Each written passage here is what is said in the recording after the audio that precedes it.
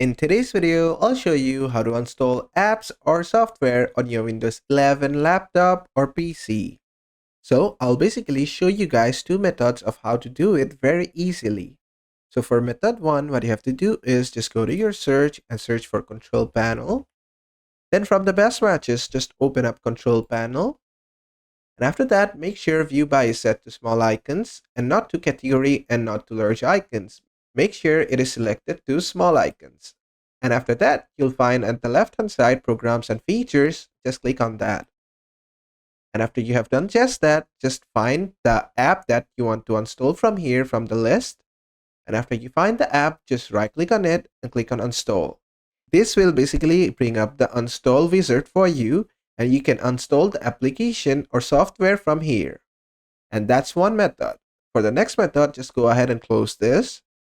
Then just go to your search again and search for Add or Remove. And from the best matches, you'll find Add or Remove Programs. Just open this up. You can expand this. And this will bring the installed apps, every single apps that you have ever installed on your Windows system, you'll find it over here. And to install it, it's very simple. Just click on the Install button next to the app. And basically after doing that, the Install wizard will come up and you can install your desired application or software from here. And that's pretty much it. You can close this now.